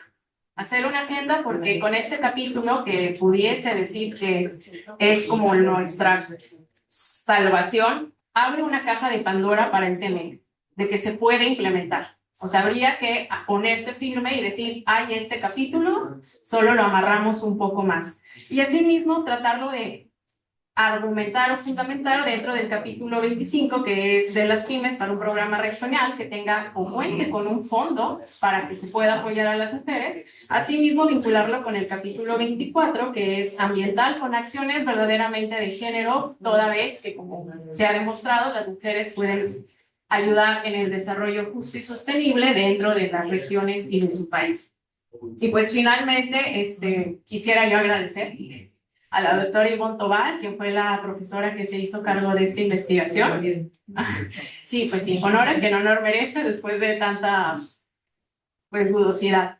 Y yo creo que más allá de que existan estos eventos, al menos pudiera yo decir que en la facultad sí se logró como poner sobre la mesa este tema. Y una del sínodo me dijo, no te vayas a detener ni a ponerte dudosa, porque el comercio tiene que ser inclusivo, tiene que ser sostenible y tiene que ser justo. Y asimismo se está dando un paso tal vez muy lento en nuestro país. Existen muchísimos más retrocesos, como me lo dijo un doctor. Hay temas más importantes en la renegociación, pero tampoco eso es justificación para dejar de lado a la inclusión o la visión de las mujeres dentro del comercio. Gracias.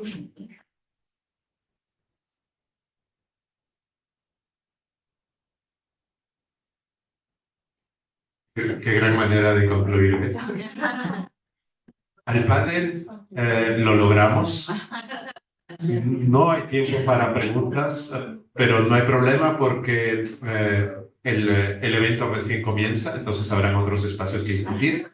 Y sí pasa, pero es que vamos a tener, justo viene ahora la presentación de este libro, y es importante, quienes no saben cómo se siente tenerlo en manos, todo el conocimiento que está dentro. Así que terminamos, muchas gracias, continuamos.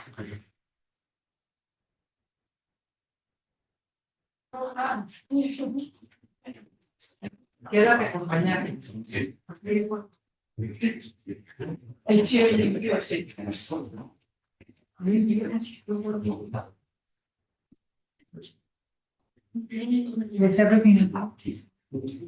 Was everything okay? ¿Todo bien? Sí, sí, sí, sí. Que se le mudó un poco porque luego tenía que tener la autorización. Sí. Pero más no porque no tenía. Okay. Yeah? Ready? Okay.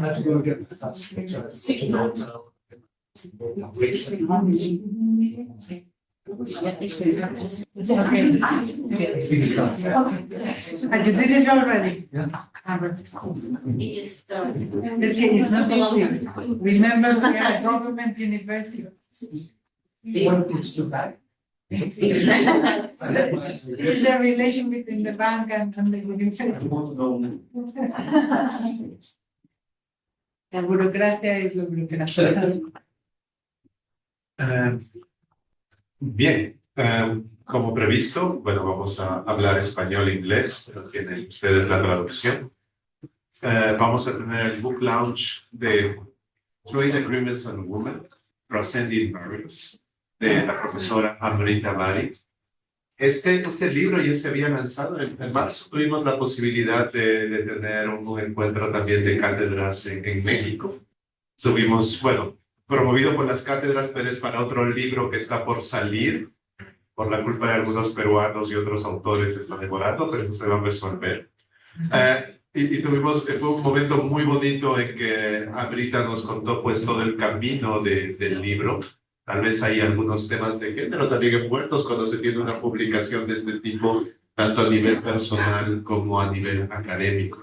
Sí, pues estamos muy felices. Yo les decía, se siente bien tenerlo. Pídanle a su librero en la universidad que lo mande o consigan ustedes una copia, porque realmente la edición está muy buena, pero también tan buena y tal vez mejor es lo que está dentro.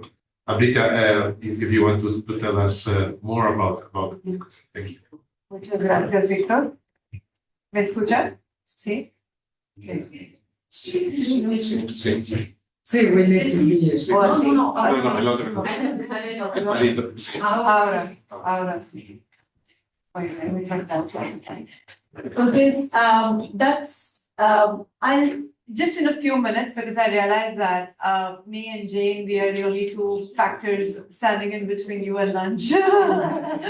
So in a few minutes, I would like to talk about this book and what is it that it covers.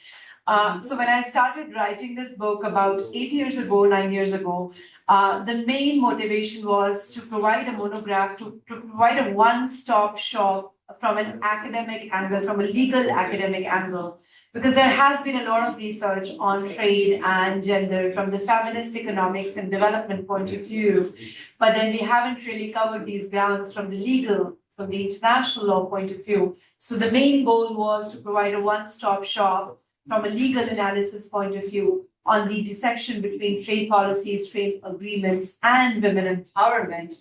And that's why, as you can see, the title, to begin with, because this field is notoriously, for some reason, known as trade and gender includes everything, including men and women both, right? But for some reason, we carry on referring to it as trade and gender. That became a big problem when I was negotiating a book contract with Oxford University Press, because they said, you're not talking about gender, you're only talking about women.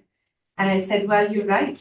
So I had to revise the entire research findings and the manuscript that was completed to make it more centric on trade and women.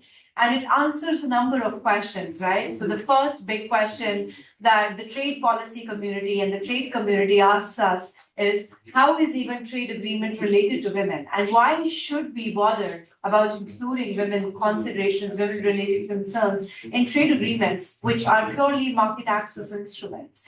And the book answers it in the very first or second chapter, how there is a very deep intersection between trade agreements on one hand and women empowerment on the other, because it tries to show that on one hand, trade agreements have contributed in a number of positive things for women, including lower barriers to trade, increasing employment and business opportunities, goods and services at lower prices, and better quality, and breaking barriers across the border, at the border, and within the border. But on the other hand, someone just said, it's a mixed story. It's a mixed story because trade agreements and trade policies, as a result of fostering trade liberalization without a gender lens have also caused a number of negative consequences, negative ramifications without any intention of causing them. However, we realize that it has led to a higher risk of lower revenue for social welfare programs, which are very important for vulnerable communities,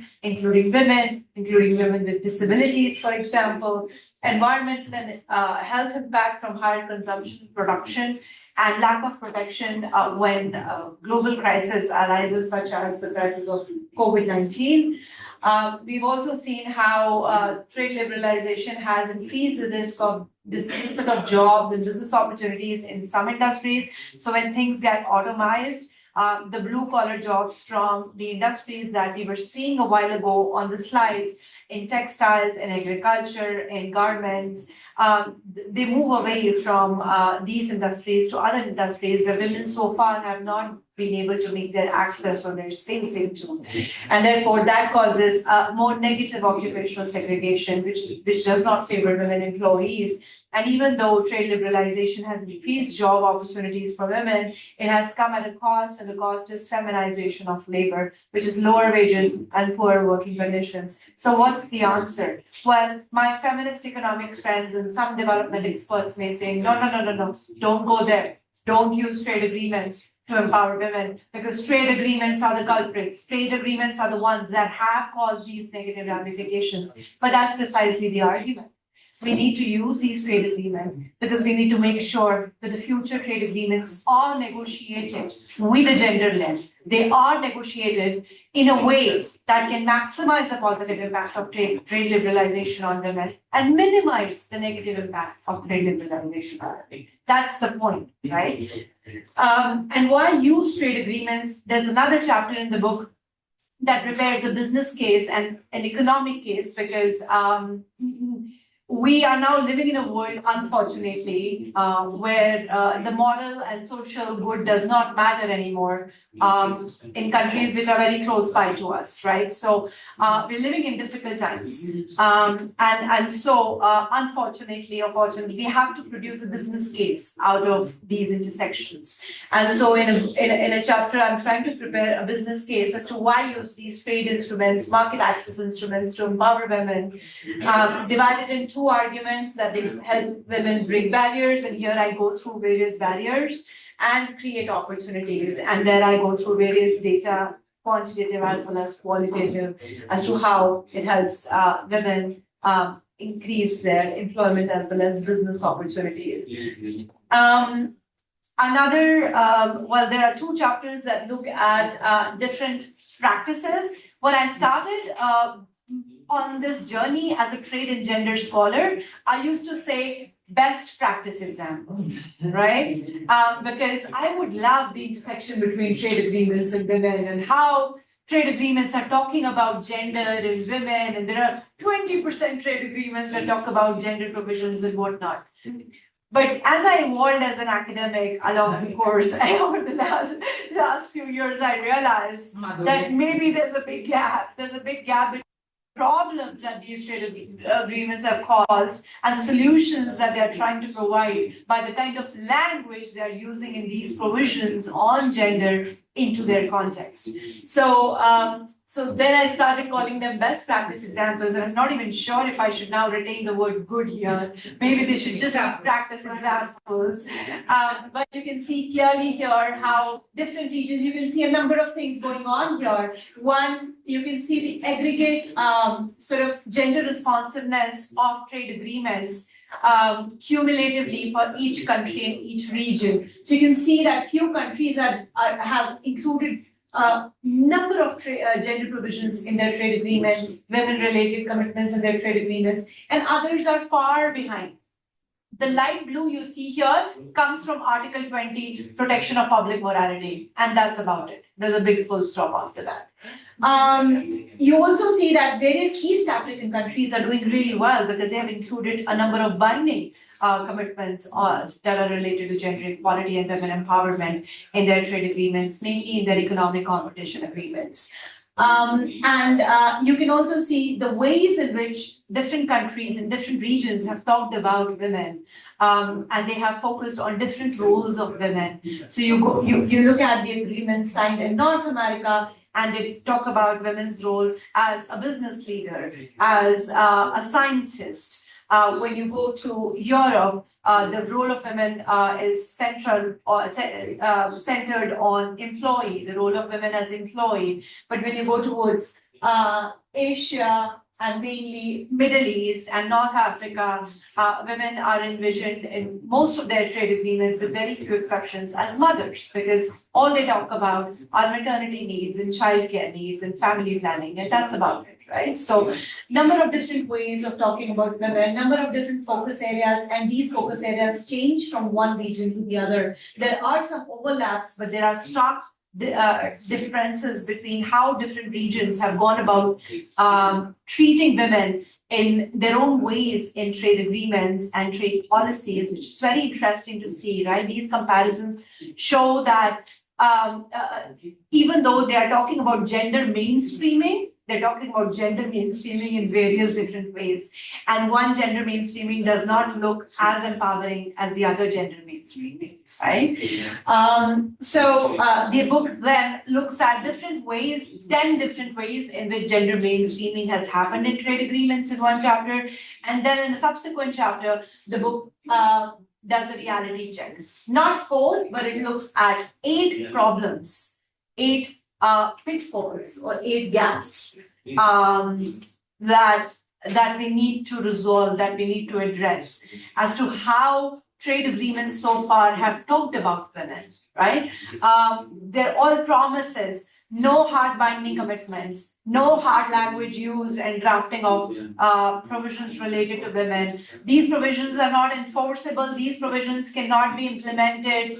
And I always very much like using the language that I learned from Simonetta here.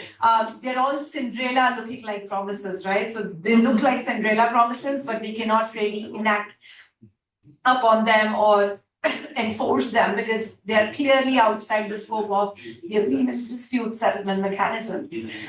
So there are a lot of problems with the way in which we have talked about women, and even not just women, about other marginalized communities, persons with disability, youth, indigenous communities, right? But at the same time, we also realize that with everything that we have done yet so far, we have created a big disconnect. A disconnect between the barriers that women face on the ground and the solutions that these trade agreements are trying to provide. And I'll give you 2 simple examples here. And you've all already seen the data and a lot of stats in Jane's presentation and Yasmin's presentation. One huge challenge that women in Latin America face is their insecurity in informal economy. More than 70% of women that are employed in Latin America are employed in informal economy. And the percentage goes way high in specific countries. In Mexico, for example, it's 83%, 83 to 84%. So the numbers are really high. And this insecurity has not been addressed by a single trade agreement. So there is no trade agreement without any exception that talks about the problems that women face in informal economy. The other example that I would like to provide to demonstrate this disconnect between the policy solutions and the challenges is domestic violence or gender-based violence. I cannot think of any trade agreement in the region signed by countries in the region, probably with just one exception, that talks about gender-based violence, right? That directly deals with gender-based violence in an enforceable manner. And these are just examples, 2 examples that show that there's a big disconnect. And that disconnect could have also happened, someone mentioned a while ago about the diffusion, right? So this could have happened because of the diffusion of language. I think it was Jing Li from Taipei who said, who talked about the diffusion of language of these provisions from developed countries to developing countries. I think that's what has happened with the gender equality provisions, even in trade agreements, because these languages of provisions have been designed predominantly in the developed world. Chile is the only exclusion or the only exception, I think, to that. Because in Chile, in Ecuador, Of course, in these agreements, we see very forward-looking, progressive trade, gender provisions and trade and gender chapters, standalone chapters. But predominantly, the language has been designed by European Union, by UK, by Canada. There is an upcoming article that I'm working on right now that shows, that proves with numbers and with concrete evidence that more than 70% of gender-related provisions in trade agreements are predominantly designed in the developed world. And they're just a mere copy and paste from the previous templates that were negotiated between the developed countries or by the developed countries and imposed on the developing countries. These are a few problems that I tackled with, and these are a few hesitations and impediments based on my empirical research with trade negotiators on how on what problems do trade negotiators and policymakers face in developing economies and least developed economies when it comes to negotiating provisions on women empowerment within the context of their trade agreements. And that has been a very interesting and a very eye-opening research, because when you talk to developing country negotiators, they tell you things that you've not thought about sitting in your own cloud, in your own cave of research. You do not realize that these problems are real. For example, there's a big gap, a gap in confidence, right? There's a trust deficit between developed and developing world when it comes to including social issues, because developing country negotiators say, well, this is how Europe started including the issues on, or the provisions on environment, and bam, now we have a CBAM, right? So that is a big problem, and India is facing, for example, India and China and other developing countries are facing a big price for CBAM. There is no way in which they can adapt to CBAM in the next even 10 years or 15 years. So maybe you will do the same for the gender provisions. You will talk about them in the soft way, and then you will enforce them on us as legally binding standards. That makes sense. Or the other problem could be the capacity gap, the negotiation capacity gap between the developed and developing world, the experience when it comes to negotiating these kind of provisions in trade agreements. So finally, to conclude in the last 1 minute, I would like to present this Pentagon roadmap for trade and gender negotiations. It's probably not the best title or the best name for the roadmap that I've tried to come up with. I proposed this in the final chapter of my book. But then, I was a few days away from the deadline. I had to send the manuscript and I just had to give it some name. So I gave it this name, and the name doesn't really matter, but what matters are the 5 ways in which I'm trying to propose how future trade negotiations can consider different provisions and how they can negotiate and draft these provisions that can directly impact the lives of women in their different roles, right? Not just as a mother, not just as an employee, and not just as a business lady, but in their various diverse roles. 5 different ways, and these 5 different ways respond to the 5 big questions that the negotiators today are facing across the world. How do we negotiate these provisions? What language do we use? Where do we place them in the trade agreement? What about the location? What about the type? What about the scope? What about the enforcement? Well, we'll find the answers here, but I wouldn't give you any more spoilers. But to end, I would like to present my book to the director and our dear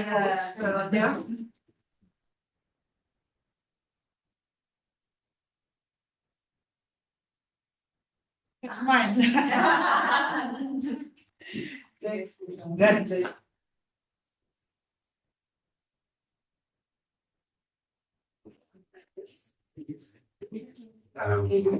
Ahora presentación. Lo estás haciendo tan bien que yo creo que te hace que tengamos bien. Okay, thank you. And now we have the presentation of Trade and Gender Review of Latin America by Jane Korilek. Welcome again. Welcome again.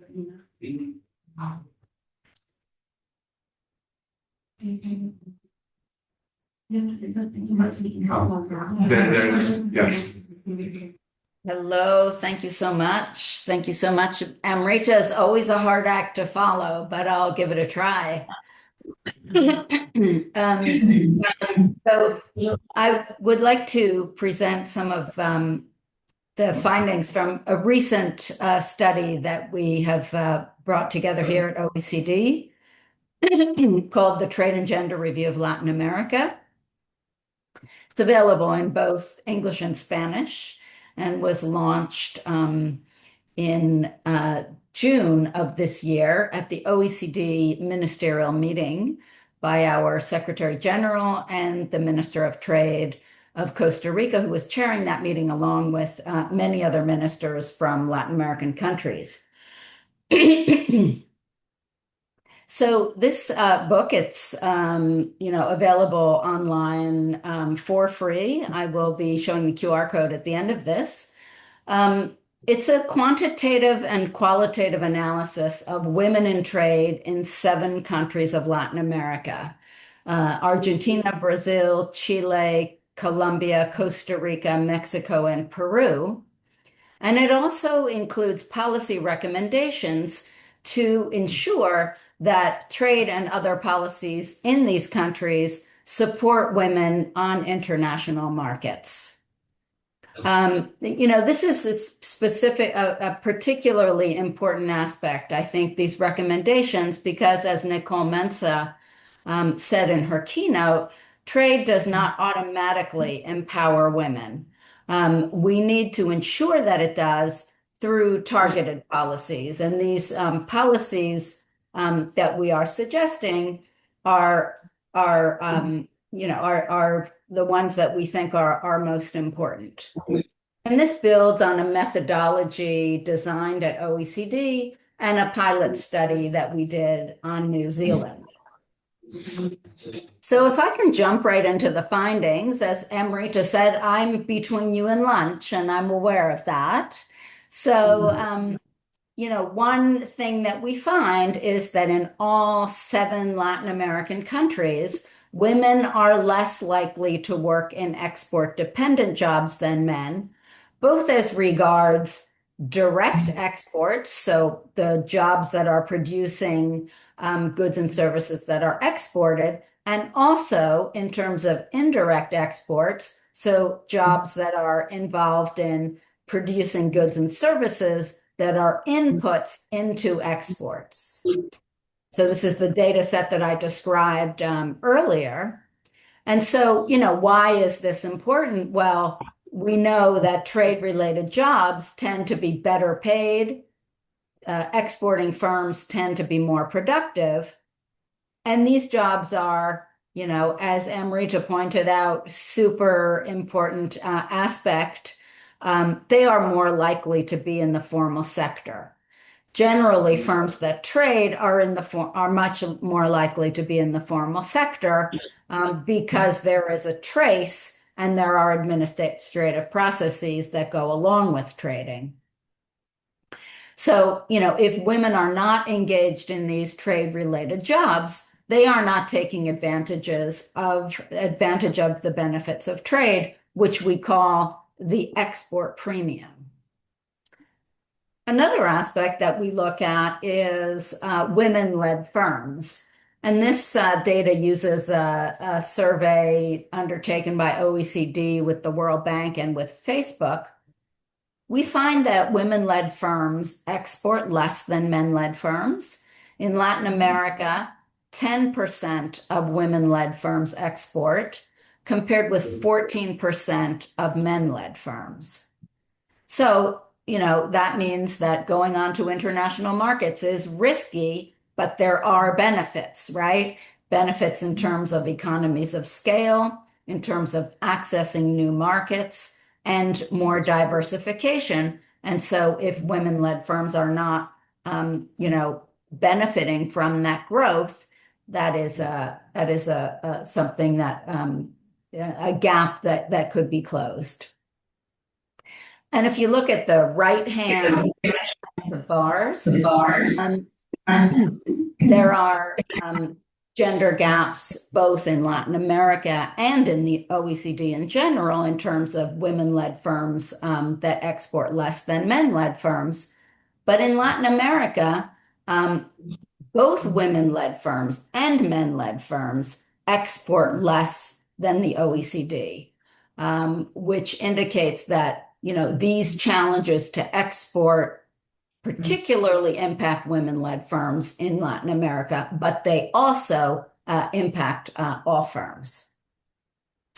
And we did a gap analysis to better understand why, if we could explain these differences in export, the gender export gap, right?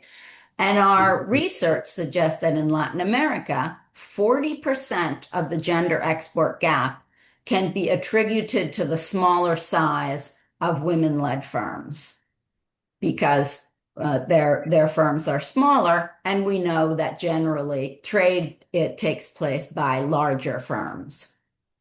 Just under 1/4 of that gap can be attributed to the fact that women-led firms are in less traded sectors, so mostly services sectors, and so that can explain some of that gap. But there is about 1/3 of that gender export gap that cannot be explained by firm characteristics. And that is something that we were kind of trying to tease out as well and think about, what could explain that difference. And one of those points of potential explanation is unpaid work. We know that women engage in much more unpaid work than men do, in particular in Latin America, although this applies worldwide. And that the fact that women are engaged in so much more unpaid work means that they're also engaged in less paid work, but they also have less time to network. They have less time to sleep and recharge. And they also have a greater likelihood to be in poverty due to gender wage gaps, but also to the fact that they have fewer hours of paid work because they have all of this unpaid work. We looked also into the challenges facing women business leaders in export. And one thing that we find a well-known aspect kind of plaguing women business leaders is that they have shallower professional networks. They have, fewer colleagues and former colleagues who can inform them about, how to go about accessing international markets and making them potentially less likely to engage in the risky endeavor that international trade represents. And so we see here, for example, many more women say that one of the challenges that they face is understanding foreign markets. And there are, policy responses to that we also suggest in the review.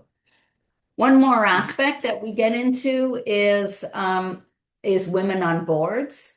So 10% of women, 10% of board members in Mexico are women, rising up to 21% of board members in Colombia are women. And, that compares quite unfavorably with women on boards in Canada and the United States, which are between 30 and 33%.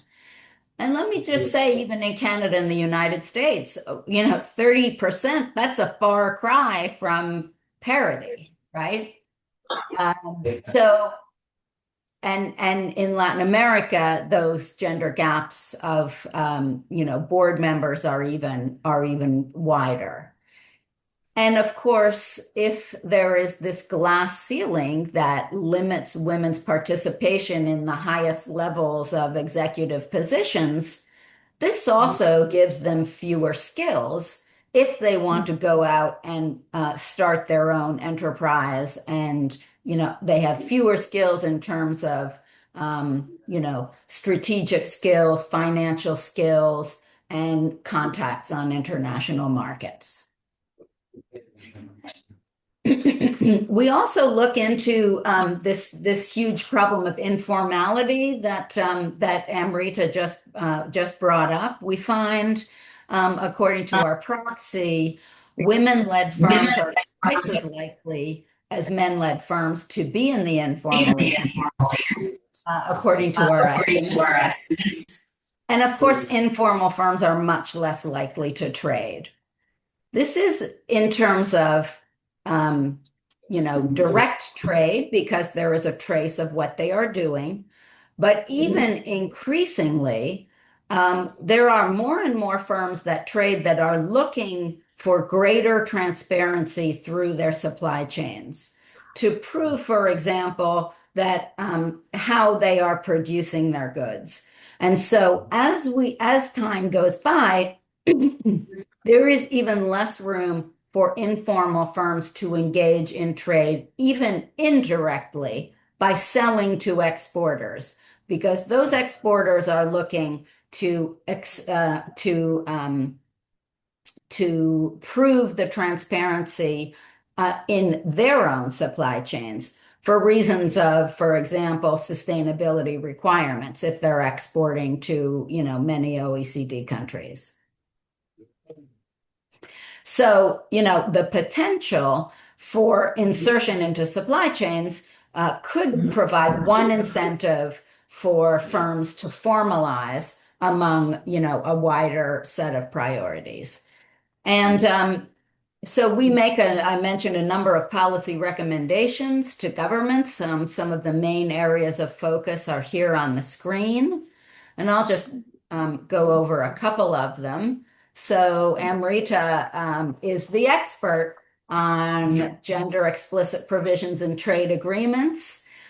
We find that Latin American countries have led other regions in incorporating gender chapters and gender-related provisions. Of the 87 trade agreements signed by the 7 Latin American countries in the study, 40 of those contain gender explicit provisions. And the review suggests a number of ways that those provisions could be expanded, implemented more fully, and monitored.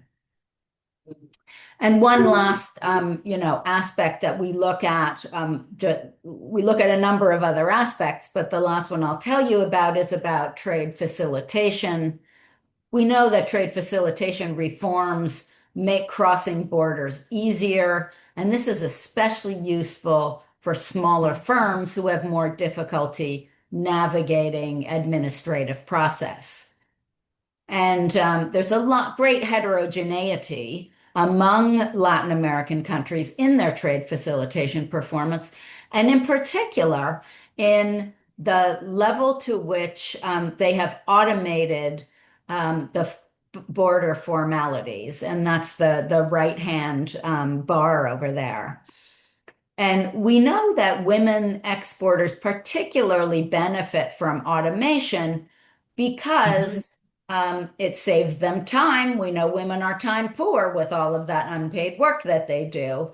And it also leaves less room for discretionary behavior on the part of customs officials.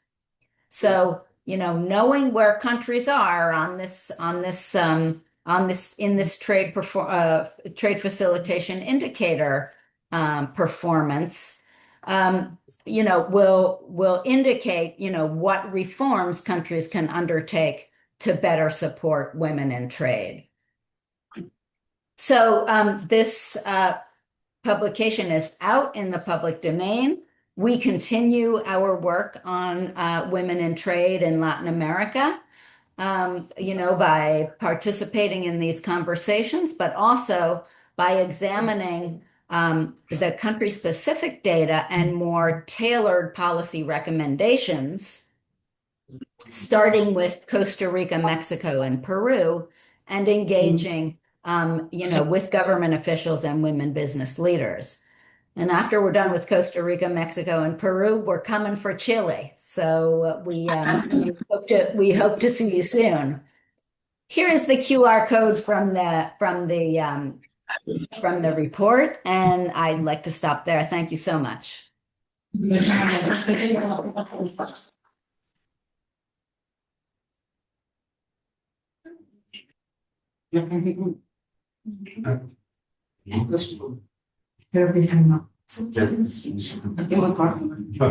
so thank you very much, Jade. So everybody's downloading the program. So I pass you to Antonieta. Well, thank you very much, everyone. I think this one's better. Well, thank you to Jane, Rita, and to all participants on panel one. We've just finished with our morning, so we invite everyone in the room to have lunch, and we will be joining the rest of the people who are with us online at 2:30. Thank you very much. At 3. See you at 3 Chile time.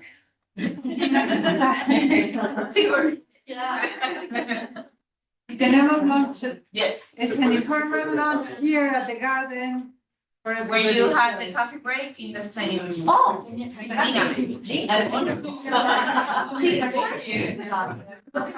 I don't know what is for lunch, but how was yesterday? Oh, lovely, lovely. Yes, Alejandro was very helpful. Really good, really nice. And then I ended up going to the couch by myself. And it was just, I was like super exhausted by the end of the day, but it was really nice. It's very nice that building. It's very nice of you. I don't know if you were able to see the mountain. Like it's just a solid something for every place. And the moon, did you see And the then moon? just on the other side. The moon was amazing yesterday. Today is a full moon. Today is a full moon. But yesterday it was amazing because it was like, when I was going back home, I saw it.